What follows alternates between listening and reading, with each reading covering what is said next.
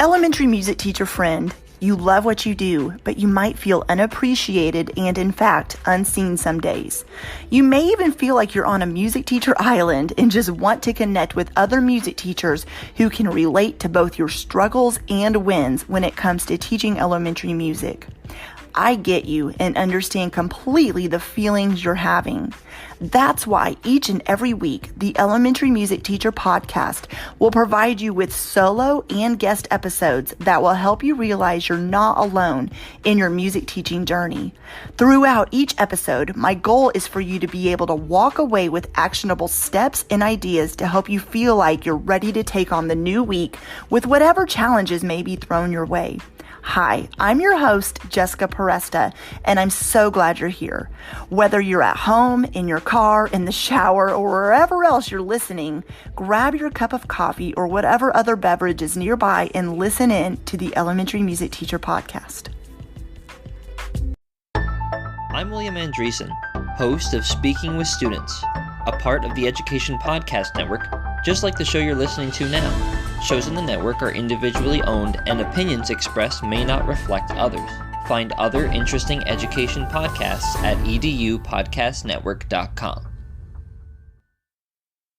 Welcome back to the podcast. I am joined today by Starr Loutsis, and we are going to talk about the power of sharing your story with your students. And before we do that, I'm going to let her talk a little bit more about who she is and the work she does, and then we'll get into the topic of today. So welcome to the podcast, Starr. Yay, thanks, Jessica. So glad to be here. I love the arts. So when I heard you had a podcast for like music teachers, I thought this was going to be so great. Back in school, my art of choice was photography. And my older sister really loved music. I have a passion for teachers and the work that they do. I'm also a proud auntie, a dog mom, a world traveler, and I'm the CEO of Aligning Purpose Publishing. So I've heard a lot of stories. I've helped a lot of people hit that easy button and become best-selling authors, and then equipping them, with all their marketing and promotion strategies. So, yeah. That's amazing. And so I love this. When we were talking about the topic, I wanted to tie it in for teachers and the power of telling their story, because I know this is something that teachers, whether they teach music or not, struggle with is how much do I open up to my students? How much of myself do I share with them? And so we're going to talk a little bit about that. So let's talk about the power of sharing your story and just talk about what this means in general, and then what it can mean for a music teacher sharing their story with their students. Yeah. I think so in general, right? Sharing your story and then how much is very important, because who your audience is, right? What parts of your story are you going to share? And so what I help people do is navigating that, right? First of all, picking out, who your audience. So if we're talking that you're going to share your story to students, well, what is a student going to want to know, right? That's going to be super important. Are they going to want to know how you got a passion for being a music teacher? Are they going to want to know that there are profitable outcomes for them to pursue their music endeavors? And so talking about how that correlates, with you as the music teacher, right? One of my cousins, he has his master's now, but he got his bachelor's in music, was, playing the saxophone, right? Mm-hmm. And that was his passion. And so, these types of stories, teaching these to the students is going to be really impactful, right? Mm-hmm. And then if I could say one more thing for these is another avenue would be sharing your stories with other people, right? Mm-hmm. Because as a music teacher, you have that direct voice into the next generation and how they're living and experiencing life through art, where not everybody realizes that, and they might want to start cutting programs that you have real resources and real stories to share. You know what? It's so funny how this happens, like the stars align. I literally earlier today had a whole conversation with someone else about advocating for music programs, like music classes that are getting cut, and how do you advocate for your program? And we were kind of talking about the fact that when you first start out as a teacher, or as a music teacher, you don't really know the right words, or like, you personally know why music matters, but telling others is kind of difficult. And so I love that you just shared that, because it's so ironic. I literally just had that conversation. And so I agree, sharing your story with your students, they need to know who you are as a person, not just this, figure standing in front of them teaching music, but also with others, whether it is family or other teachers in your building or the parents of the students you teach. Advocating for yourself as the music teacher on a personal level, but also advocating for what's going on, sharing the stories of what's going on in your classroom, I think is so important. So I love that you brought that into the conversation. Yeah. Yeah. Yeah. And I know like teachers have so many stories. Like I feel like oftentimes we hear about, as the student grows up, right? Our friends will have that one art class, of some kind, right? So for me growing up, I attended the classes I showed up for were English, lunch, and photography, right? Like that was it. So without that art class, I probably would not even have come to school, And my older sister, she was really passionate about music and, tells these stories about, her choir days and all this stuff, And so, we need to hear that teachers are seeing the benefits of these students coming in and how, the impact, people are showing up to these classes, right? Their lives are being changed, and we need them. We need these art classes. Yeah. Oh, absolutely. I think it's so cool too. While you were talking, it made me think students who I had a long time ago. Like I can think of one particular one who's in college now. And the last time I taught him was as a fifth grader, because I taught elementary, and he messaged me out of the blue and was like, "You may not remember me, but," and then I stopped him and I was like, "No, I totally remember who you are." And it just was saying, "Hey, because of you, I decided to pursue choir." And then now he's a football player in college, but he decided he wanted to continue music in one way or another. Now, I don't think it's going to be his career, but just letting me know. And that doesn't happen all the time, but occasionally you have these students reach out and you're just like, "Oh my gosh, like I didn't know you paid attention," but you don't know the impact as a teacher you're making on your students' lives. It may not even come out till later. So I love hearing stories from students too. I think that's so cool. Yeah.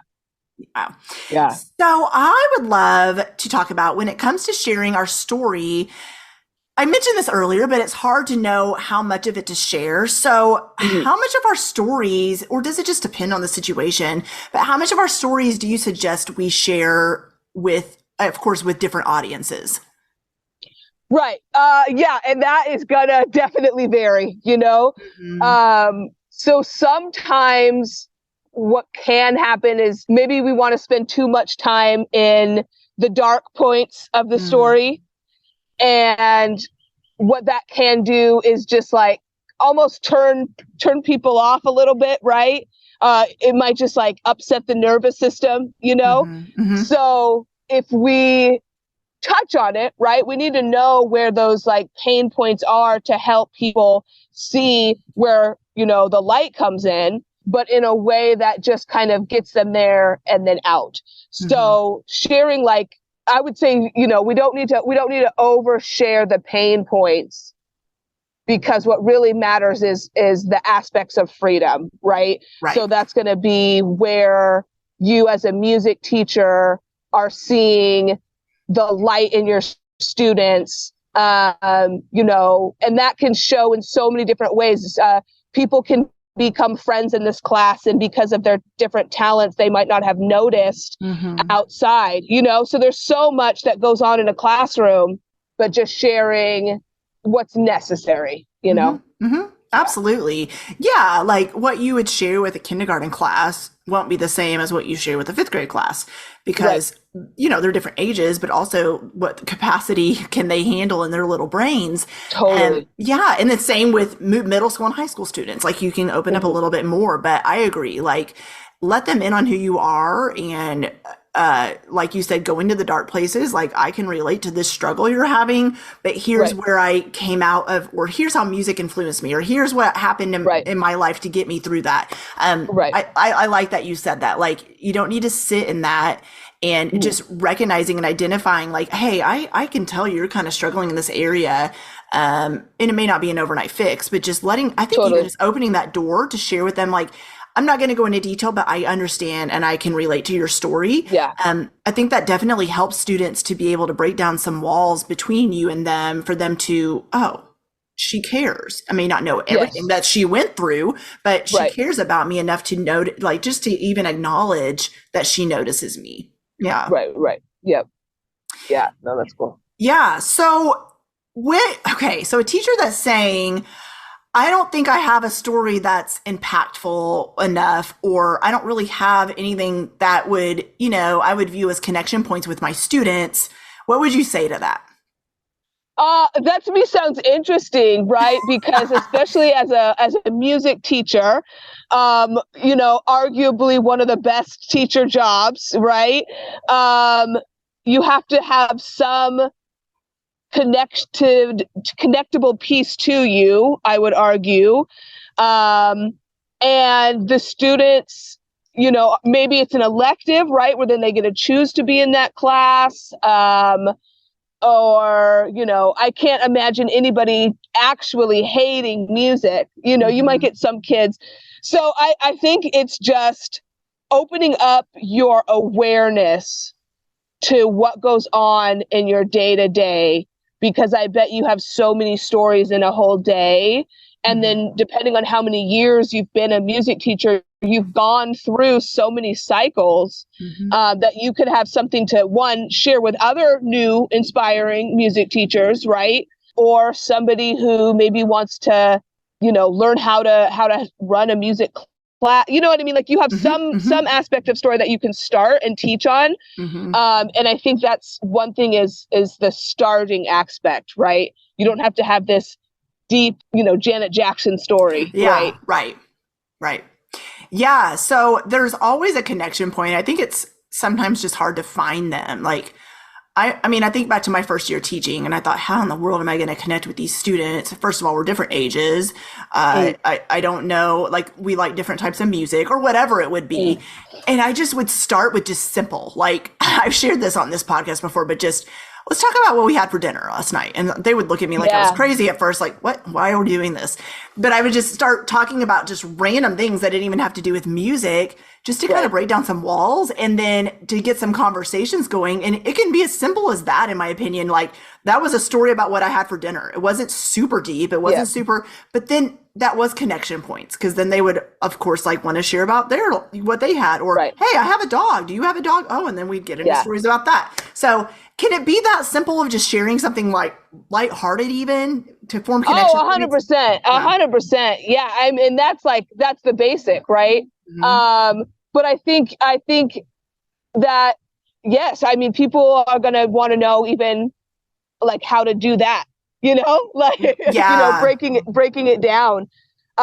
So yeah, really, it could be as simple a story of just, how you start your class. Yeah.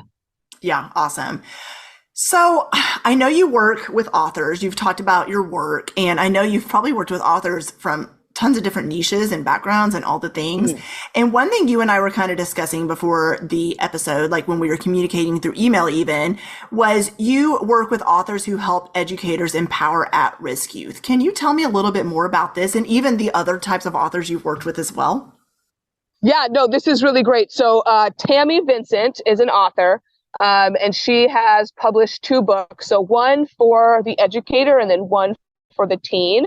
And so what she helps is, oftentimes what can happen, so she was raised by 2 alcoholic parents. And so oftentimes what can happen is signs, we can display signs, right, at-risk teens, that go unnoticed if people are unaware. And when she became a teacher, she was able to identify quickly to these signs, right? And not all of them are going to have alcoholic parents, right? But there's different levels of at risk where basically, a student isn't growing emotionally, or they're very tired, and just it's you can tell that they're off average of their peers. So I would say, like, connecting with her, I was going to try to get her onto your podcast because she has really good stories that even music teachers can really be inspired. Because, like, sometimes, at-risk youth can be such good creators and artists and musicians. We just need that leadership to help us kind of get there. And so I think having her on your podcast would be an inspiration for sure for your audience. Oh, I will definitely reach out to her. Just give me her contact info. I would love to have her for sure. Yeah. So is there anything about telling our stories to our students or our colleagues or anyone else in our lives as music teachers that maybe we didn't touch on that you would love to share? I think also just starting to write, right? I know there's a lot of people who want to write a book. And I think as a music teacher, you definitely have a niche that people aren't fully aware of. And so if that's a passion of yours, I would say just start writing stories, right? And it could be as simple as what Jessica was saying of, how I start my day, how I start those conversations. And then you're just going to watch yourself and realize you have such an impactful story to share. So just get started. Love that. Before we go, let everybody know where they can connect with you online after this episode. Find me on Instagram. It's I am Starr87. So the letter IAM STARR number 87. Perfect. Awesome. And we'll include that in the show notes. Thank you so much for coming on the podcast. I've loved this conversation. Yes, thank you so much for having me, Jessica. It's been a blast. Well, hey there. Thank you so much for listening into the Elementary Music Teacher Podcast. There is an exclusive Facebook group just for listeners of this podcast and any elementary music teacher called the Elementary Music Teacher Community Facebook group. Come on over and join us there where we have conversations around the podcast episodes and encourage each other each and every week. And also head to my website, thedomesticmusician.com. I have some free resources there that you can download to help you gain traction in your classroom today, as well as the blog and the membership site and all kinds of other goodies to help you keep going in your music teaching journey. I cannot wait to keep connecting with you and encouraging you and spurring you on in your journey of teaching elementary music. Hang in there, have an amazing week, and I will see you soon.